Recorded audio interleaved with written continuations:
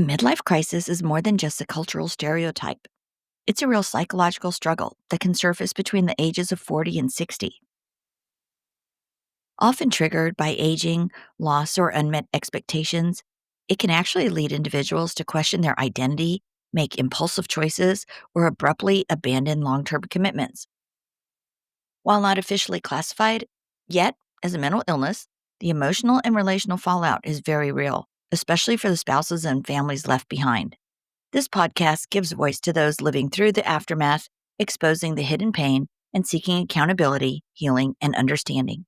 Thank you for joining us today on MLC Bomb Drop and Beyond. The stories and events discussed in this podcast are for informational and entertainment purposes only and should not be considered legal, medical, or professional advice. Any names, locations, or identifying details have been changed to protect privacy. Any similarities to actual persons, living or dead, or real events are purely coincidental. The information presented on this podcast is for informational purposes only and should not be considered as professional advice. Always consult with a qualified expert regarding any decisions related to your specific situation. The views expressed by guests are their own and do not necessarily reflect the opinions of the host or the podcast creators.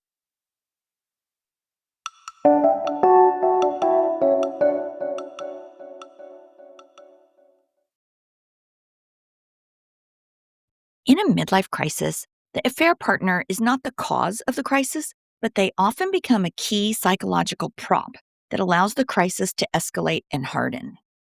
At the core of midlife crisis is really overwhelming shame, anxiety over aging and mortality, and identity collapse.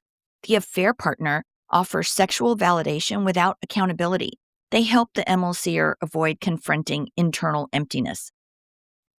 The affair partner becomes a mirror that temporarily erases the self-loathing that they are experiencing. Just know, midlife crisis is not about love, it's about escape from reality. The affair partner allows the MLC'er to live in a suspended, consequence-free little bubble. They provide dopamine, adrenaline, oxytocin, confusion, and false bonding. The affair partner becomes a tool for emotional detachment. They help the MLC'er rewrite their marital history, and they validate the smear campaigns. When shame returns, someone must carry it, and the affair partner becomes a reminder of moral failure. Many midlife crisisers eventually resent the affair partner for seeing them at their worst, and this is why so many affair partner relationships implode within 12 to 24 months. While the MLC'er is with the affair partner, it postpones their healing. Instead of grieving, going through therapy, accountability, or identity reconstruction, the MLC'er actually stays anesthetized, often for years. But then, as they go through the tunnel, it's very common that an MLC'er will end up with multiple partners, and long-term stability is uncommon unless real treatment occurs. Actually, MLC'ers often have multiple girlfriends or boyfriends during the tunnel stage. Not always sequentially, but frequently overlapping or rapidly serial because they just can't be on their own. Different partners that they're with mirror different versions of themselves. And they continue with that avoidance of real attachment and true emotional intimacy because, with multiple partners, it just prevents them from having real depth and accountability. They say during MLC, relationships look less like dating and more like self-medication through people. And that is really one way to look at it, I guess. Self-medication through whoever they're with. Like in normal dating, people are selective. There's a capacity for empathy. But in MLC tunnel dating, there's rapid cycling. There's idealization and devaluation, poor empathy, and of course, rewriting of history. And stability of a relationship is unlikely if the relationship began during the tunnel, if the affair partner or new partner helped justify the discard, if the MLCer never addressed shame, grief, or accountability, and of course, if therapy was avoided or used defensively, then you're going to see relationships that often last just 12 to 36 months. And then the collapse happens when the novelty fades, life stress returns, uh, the affair partner expects a real partnership, and of course, the MLCer's shame resurfaces. And so today we're going to talk to Lexi, who was with her husband for 24 years. They were actually high school sweethearts. They'd been together since they were 16.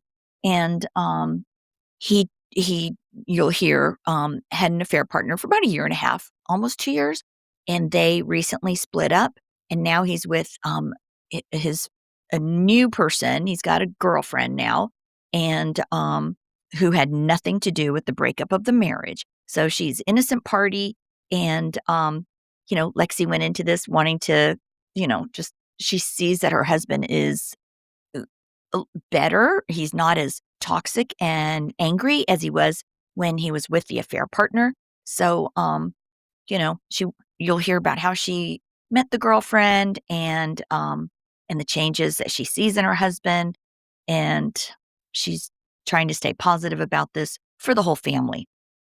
So she dealt with this really well, and you'll hear her story. The one thing she did mention, and this goes with, the whole in the tunnel with the serial girlfriends and things, she did happen to say, that she doesn't see them staying together long term. So I guess that's just par for the course. But, here we go.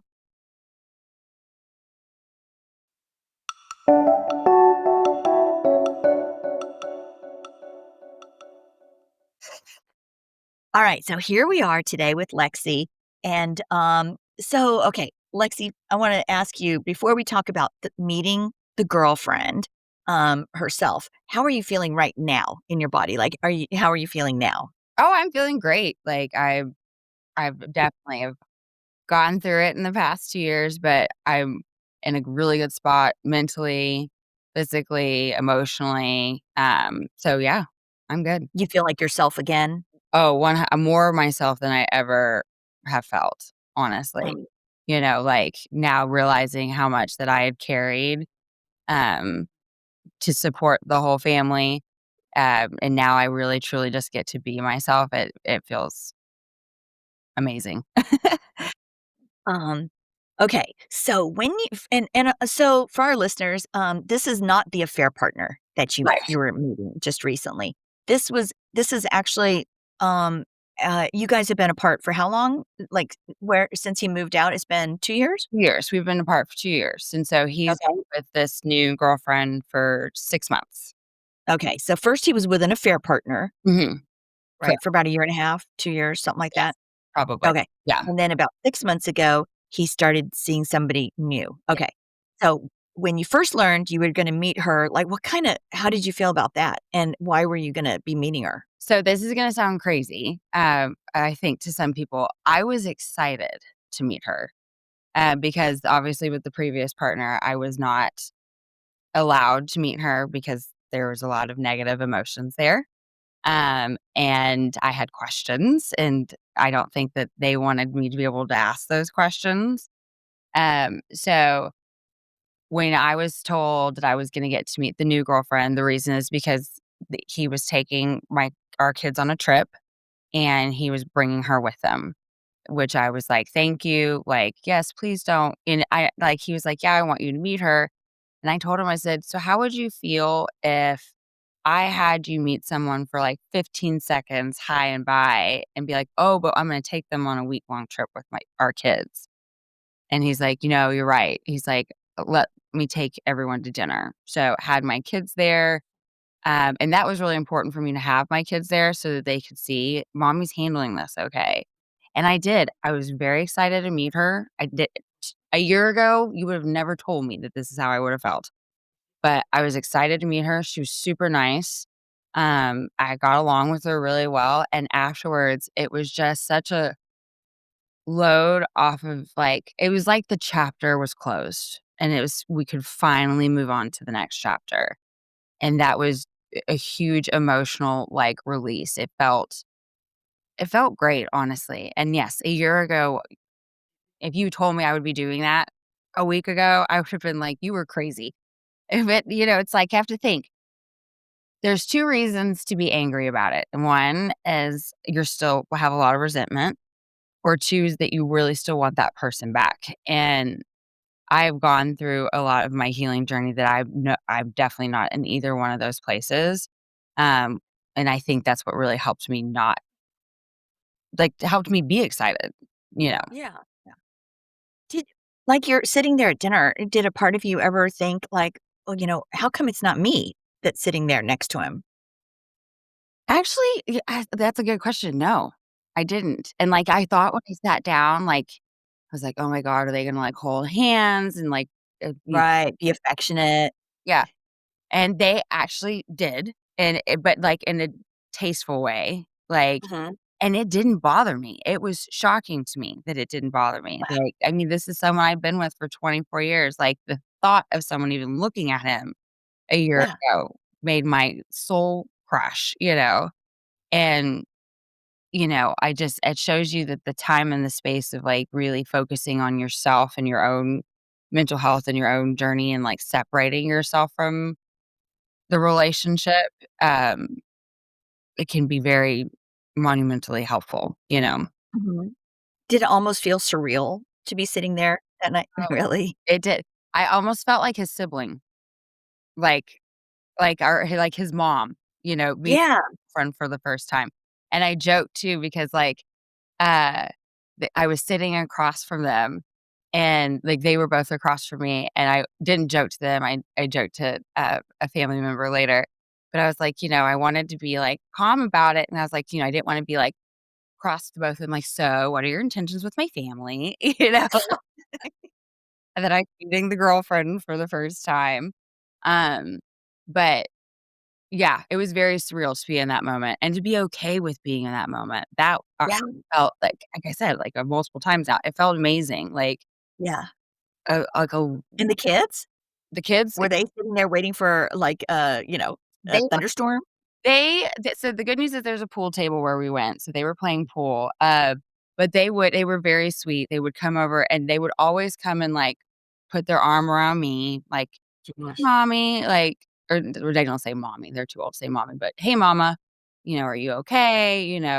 "How are you?" So They they were very supportive and, and they were like, yeah, they were checking in on me, but their kids are so good at reading your energy, and, you could tell as soon as, they saw that my energy was calm, they was like, "Okay, I'm just gonna go off and play pool," and, yeah. you know, they, didn't feel the need to hover. At the beginning, they were hovering a little bit because they're like, "I need to make sure my mom's okay with everything that's going on. Because obviously, the last relationship, they The saw affair part. yeah, how devastating that was for me. Mhm. So they were very, "I need to make sure my mom's okay," which was very sweet. Aw. That's interesting too, what happened with the affair partner? How did that fizzle? Because I assume if he's got a girlfriend, he's not with the affair partner. Yes. So, I mean, typical. I mean, you think about a woman that's gonna, try to have a relationship with a married man, it's almost like a predator in my eyes, someone who's not very healed themselves.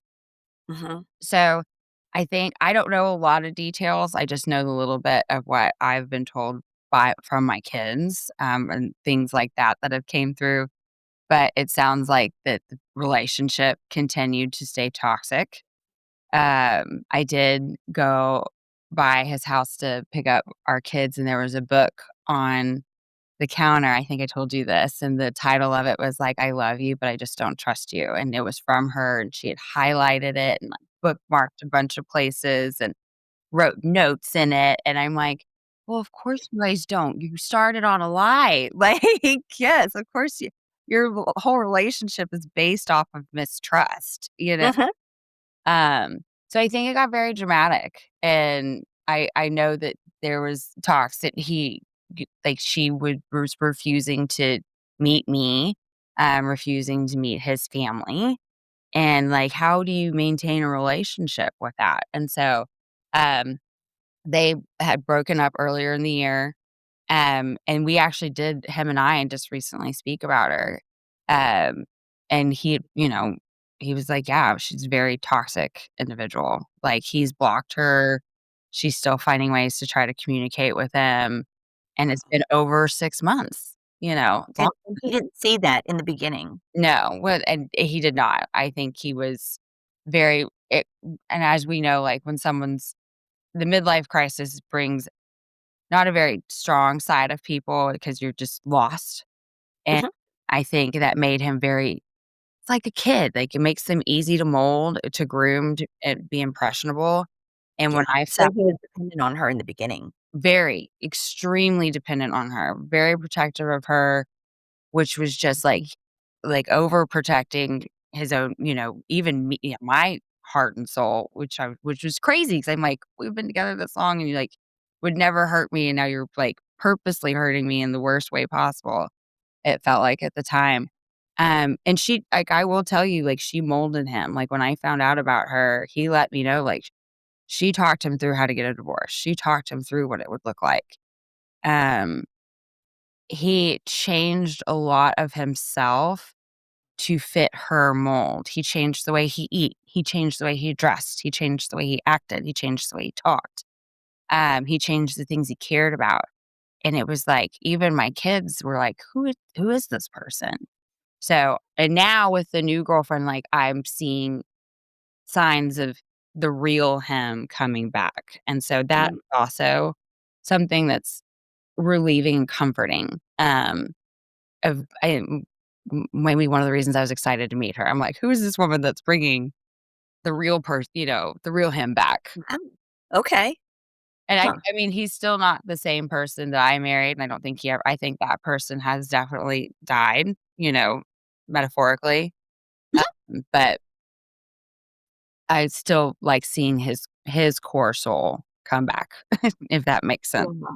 Yeah. I know you had mentioned, before we even recorded something about, that you wouldn't really be attracted to him now if you were to meet him at a somewhere. No, I wouldn't. I mean, I still think he's adorable, I think he's very handsome, uh, Mhm. but the parts of his personality that have become like, when we were separated, we went on a date, like, I didn't realize it was a date at the time, but he thought it was a date. Either way, he was like, "Well, that was a date." Well, it was all what he wanted to do, and I thought about it when I got home. I go, "If that was like this was an actual first date, I would not give him a second one Wow. because this is what you wanted us to do that was, like, so nothing, like, that seemed like a date," like, Right. it was to go watch a football game, which I like football, but, like, that's literally you're watching a screen with a bunch of people who like the same team, and you're not talking to each other, you're not eating, you're not had dinner or anything like that, you're just watching a game, and I was like, if I told, actually his sister afterwards, I was like, "If that was our first date, I would not have gone on the second one." She goes, "I bet you wouldn't have," like, she goes, "I wouldn't go on a second one, and it's my brother," so, Wow. and it's just it shows just the difference of through the, like, where who he is today, and so, yeah, Mhm. I A would little I'm sensing, is it that he's a little more selfish, like, or self-centered? yeah, yeah, so And so the trip he's on right now with the girlfriend and the kids, mhm. um, is that a place that, that sorry, that he wanted to go? Or, you know what I mean? Like, Yeah, that is a place where he wanted to go, yeah, so, it's somewhere that he put yeah. is it a place you ever wanted to go? It's a place that it's similar to the last place that we had a family trip on. It's not the same, Okay. Uh-huh. which I think he registered that and picked something that was similar but not the same. Because when I first heard, the original plan was to go where our last family trip was, and I was like, "Really? Can you pick your own trips? Like, stop using the trips I created." Like, I'm joking, but at Yeah. the same time, I'm like, "Let's not take them to the last place we were as a family." And I don't Mhm. know if he did that subconsciously or consciously or if it just happened by chance, but the trip is similar but not the same. So I'm like, "Okay, now I'm a little more comfortable," because I do still get territorial about that stuff, like, "That was our family trip," Mhm. like let's change it just a little bit, please." And he did. So, that Aw. was good. And that is a really common thing with, when they have a new relationship, going back to the same places. It's almost like they're trying to have somebody fill a spot, Yeah, like you were a Lego piece, and now there's another Lego piece. We're gonna put that back in place. But you know exactly. what? The building's never gonna fit together like it did before. Oh, what did was there anything that you did to, maintain your dignity when you met her? Like, did you pre-think what you were gonna say or do or, you know? I did. Had to have a very good self-talk with myself of listen more, Mhm. um, talk less, because it that is one of the things that can get uncomfortable is, like, you don't because you do have this very long relationship and history with this person, your ex, and so you don't wanna be like, "Oh, by the way, at school, this is happening next week, and did you remember?" Like, you don't wanna bring up, like, that you're still so tied and also talk about because all you have to talk about together is your past together. Yes, So yeah. it's, like, making sure not focusing there, which, when you're nervous, you can start blabbing at the mouth and you can start just talking about the past. So made a point before I got there to be very conscious of learning about her and finding out more about her versus if she wants to hear a story about our past, she can ask him. So and really, like, just letting her see me as a person and that I'm not this big, mean, scary ex-wife. Um, we were talking about him telling me about them going on vacation, and I just asking him, I was like, "When did you tell me? What conversation was that again?" And he calls her and asks her, and she's like, "Yeah, and you told me" she was telling him, she's like, "You told me she was being weirdly nice." And I was like, "Oh my god, like, we can't start this if she thinks, like, being nice is weird." So, like, Weirdly nice. I'm really nice, not weirdly nice, just normal nice, you know? So that was also, like it was a joke in my head, but still top of mind of, like, show her that you're not weirdly nice, like, that you're not Yeah. really a mean person. Uh Well, you know what? Okay, Lexi, I'll tell you there, because he just came out of a year and a half with the AP, Mhm. who is, like, probably bashing you in every which way Oh. and creating you as, like, some dragon, spouting fumes or something because that's what they do, you Mhm. know? So, he just and he's still in that mental fog and in a tunnel, and he's been for the last year and a half, had been told how horrible you are, Yeah. you know? Oh, and I mean, I could always tell, like, when he was talking to the previous woman or when they were, like, having moments where they weren't speaking, because if they weren't speaking, it was like, "Oh my god, we're having a normal relationship and, like, we're co-parenting well."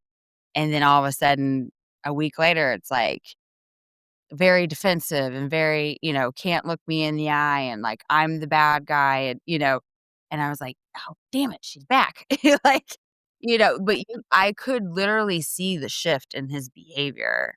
Absolutely. You know Yep. Yeah. That's so crazy. Yeah. Well, I'm so glad that he can see that you're weirdly nice, all the time. All the time, yes. So, yeah, Uh, those are the things I thought about, though, before meeting her, was, like, making sure that it was weird that I was being more protective of making sure she was okay, I think, which is weird. I know that's not normally what people would do, but that makes me feel better, I guess. If I know that the person across from me is feeling okay, then that makes me feel better. If I feel like they're awkward, then I get super awkward, and yeah. so Well, he must have been really nervous to meet you. I mean, you're gorgeous, smart, pretty. You've got that past history, amazing mom, yeah, amazing wife. She was probably pretty intimidated, I yeah. would guess. I mean, I would be if I was in that Mhm. situation, Yeah. that's for sure, especially being the first girlfriend, you know, Yeah.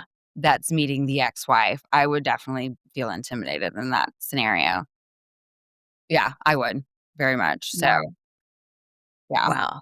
Yeah. Well, it sounds like meeting her was really healing in Yes, a way. very healing. It was, like I said, it felt when I left, it was like a breath of fresh air, and it's like, "Okay, this chapter is officially closed." And Mhm. the new chapter has begun, and this is how we've started the new chapter. Um, and I hope it's a y I think it's a good way to start it because at the end of the day, crisis or not, this is the, parent of my children, and Mhm. it will always be a part of my life, and we do need to get along, and we're very close to our families are close and everything, so we will be together for the rest of our lives, whether we like it or not, so even through the trauma and the damage and, like, the pain that, you know, I went through going through the crisis with him, uh, Mhm. I have to figure out how to heal and put that to rest, and I think I've done a really good job, and, and still work on it from time to time, but because we do have to be together forever, whether we like it or not. So why make it miserable for everyone, family, friends, kids, and be just about, Yeah. healed from it. So And what a great role model for yeah, you to be for your yeah. you know? Thank you. Yeah. Well, is there anything you'd want other betrayed spouses to know if they're facing a similar situation? Oh yeah, there's 1,000 things I want you to know. The biggest thing is that it gets better. It really does. And it, that is something like that I struggled with a lot in the first year. I mean, I say this like jokingly, but I always tell people like, as you can tell, I joke a lot. That's my deflection. It- but that I emotionally died. And I really do feel like I emotionally died during this whole transition. This was somebody that I was very much in love with, was the love of my life, my whole adult life, but whenever I started to like step back from it and look at this of like, wait, you get now the second part of your adult life and you can do whatever you want to do and starting embracing it from like more of a freedom view. And I remember that the first last this past year when the anniversary of the day he asked for a separation happened, the first thing I thought that morning was not, "Oh, this is the day my ex left me." First thing I thought that morning was, "This is the day my ex freed me." And just really realizing go through those emotions as painful as they are, but know at the other end, it's really you've been freed in some level to Mhm. start again. And there's more people out there that need your love, you know? Now I just look at it and I say thank you to you know, the affair partner, even though she seems like she's probably a pretty toxic person, I still say thank you because I would not have realized, you know, the situation I was in a one-sided marriage without her. So, Wow. and Yeah, I think, in divorce recovery, I think there's a saying they say that it didn't happen to you, it happened for you. yes, and I When think you're in the thick of it, when it's first happening to you, you certainly don't feel like, "Oh, it's happening for me, I'm so excited." But, exactly. But saying is very true, and I mean, I do know, like, watching the midlife crisis happen with it adds an extra layer to it because you are watching someone that you love very much oh, with different totally fall apart. yeah, in front of you. Yeah. But I think that that's also a blessing in a way. God, that's so crazy I'm saying that 2 years later because it helps you become stronger at realizing, you know, these types of I'm trying to think of, like, behaviors or ticks in a person of, like, it helps you help other people, like, Mhm. and is that making sense? You know? No, it totally makes sense, and I know you wanna, have your voice out there now to help others. Yeah. No, 'cause I mean, we're not alone in this, and like you and I've talked about, I've after me telling my story to people and that's the other thing, talk to people about it. I'm very vocal, probably too vocal. I'm sure my ex can't stand it because he knows that about me. But I believe sharing is caring, even if it's painful sharing, and being vulnerable with people and letting them know your story. Because the amount of people I've talked to about my story and let them know that have come out and be like, oh, my dad did that, or my brother did that, or getting a call, like, a week later and being like, "Oh my gosh, I think my friend's going through the same thing, like, what did you do in this?" And, like, I've had so many people come to me and talk to me about them seeing it from a family member or a friend position or even their own position thinking it's about to happen, and I like I enjoy being able to help people so that they're not feeling like they're the crazy one. Like, you and I've Yeah. talked about, like, it's happening to you and you're like, "Am I crazy? Like, what just happened? Am I a horrible person?" Like, you're not. It has nothing to do with you. And Well, I remember thinking, I felt bad for my husband. I was like, "Oh my god, he is just spiraling," yeah, you know? Um, it just, it's heartbreaking to see somebody. yeah, It's like watching a slow train wreck, and you wanna stop it, but you can't, you know? yeah, And, yeah, exactly, just and so that's the biggest thing is if you're comfortable with it, talk about it with people because you will find out you're not alone in this and you can actually help other people that have they can help you too, that they've experienced, right. they've seen it. It's just that's my biggest takeaway, I think, to tell people. And to not be afraid to meet the first girlfriend No. through the AP. Yes. Yes, I mean, I think if I had met the AP, it would not have been as pleasant of a story. I know that Yeah. for sure. But know that that will also I mean, my biggest thing I teach my kids, re relationships that start with cheating and end cheating. So, Mhm. know that that AP is not most likely. I know that there are scenarios that that does happen where it stays, but most likely it's not going to. So, don't lose Yeah. too much sleep over it. As hard as it is, Mhm. don't lose a lot of sleep over it. Yeah. So, And even there's the ones that stay with the affair partner, that are just too ashamed to leave and let that fizzle out. Um, they just they live with infidelity. They choose to live, which is a really sad way to be yeah. with somebody, you know? And that's the other thing, like, it's a big thing that I had to remind myself throughout it too, is like, because at the beginning of it, because again, you're seeing this person turn into a completely different person in front of you. So it's like, "Okay, we can fix this. Let's work through this." I had to finally tell myself at the end, like, after going through it, and I always could tell I was, like, going against the grain, like I was going in a way I shouldn't be. Um if that makes sense when I was fighting for it, but then because I finally stepped away, it was like, "Why am I fighting so hard for somebody who's not fighting for me?" And that was, like, a huge awakening for me of, like, at the end of all of this, as sad as it is, my life has been I'm watching this person destroy fall apart in front of me. Yeah. I have to choose me, and I think that was one of the big pivotal moments for me is when I started choosing myself.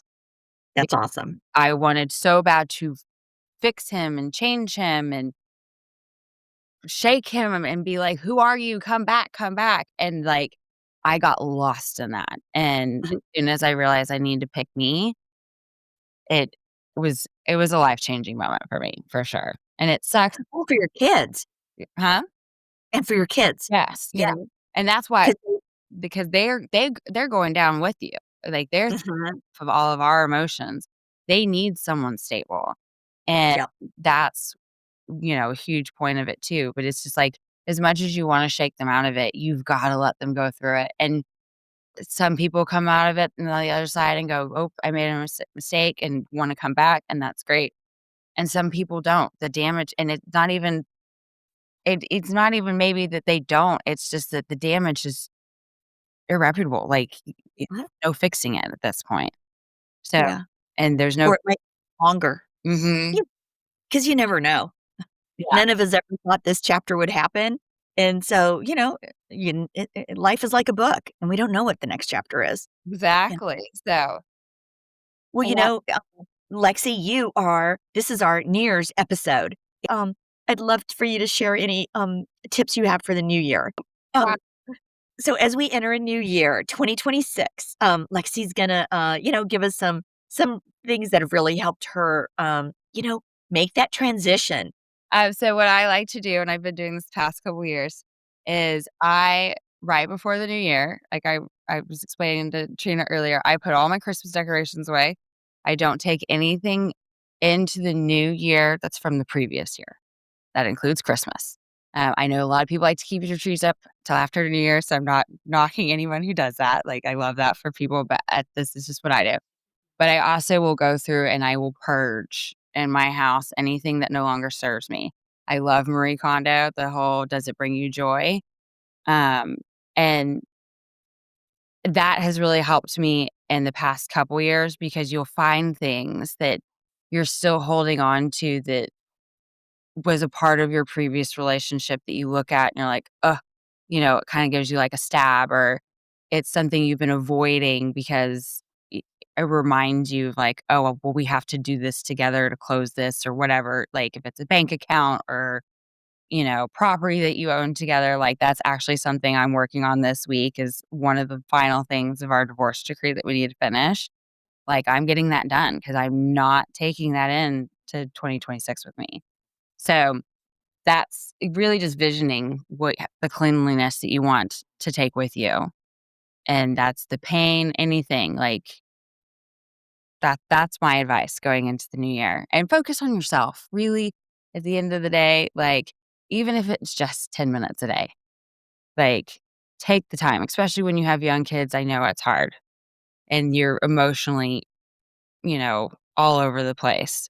Once you put them to bed or before that, like, what I started doing when we were going through the separation, because I couldn't put them to bed and then do it because I'm exhausted at the end of the day, I started waking up at 4:30 in the morning or 5 AM, and I'd spend that first hour of the morning, I'd go to the gym, I'd work out, I'd meditate, whatever. Just focus. I'd cry, I would lose my mind and cry my eyes out and bawl in the shower, scream into a pillow, go on a run, something, but I got it out of my system at the beginning of the day, and then I wake up the kids and be like, "Okay, let's go to school. Mom's not dying inside." Like, Aw. so that's what I would suggest. I I love that. I love that idea of purging and, like, does it bring you joy? And if not, it's going in the dump, you know? Never get That's so important. And, I read somewhere recently, and it's so true, we come into this world by ourself, like, just, all alone, and we go out of this world alone, and everything else happens during that time. And, I know with marriage, a lot of times you unite yourself with that other person, but yeah, it's okay to unravel and, go forward on your new journey, like you have yeah. done so well, and, it's so encouraging. This is an emotional experience you were gonna have to overcome at some point one way or the other. So, yeah. So true. Yeah. All right. Well, we are gonna end on that on New Year's Day with, if it doesn't bring you joy, it's going out. Yes. So, all right. I love Thank you, that. Lexi. Thank you so much, and Happy New Year. Happy New Year to you. Thanks.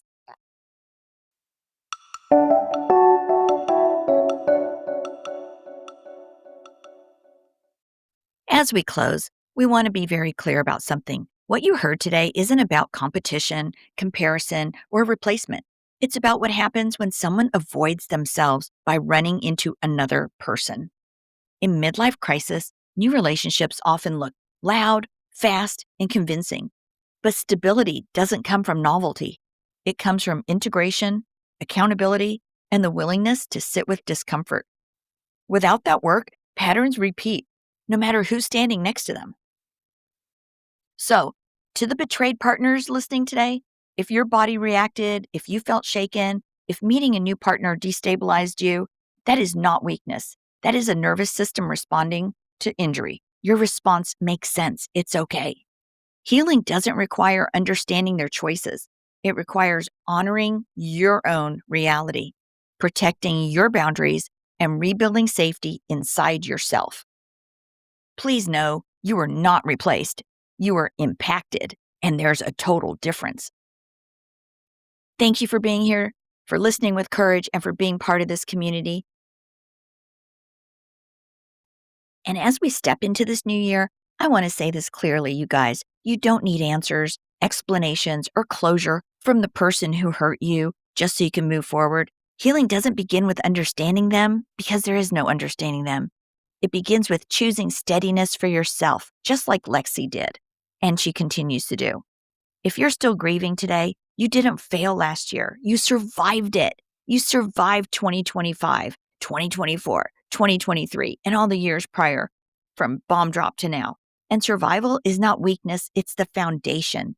Let this year, 2026, let this year be a year of nervous system repair, of boundaries without guilt, and of choosing peace over proving anything to anyone. You were not replaced, you were impacted, and you are allowed to heal at your own pace. So take a breath, ground yourself, and know that you are not alone. We will be here with you every single day throughout 2026. Happy New Year, and we'll see you in the next episode.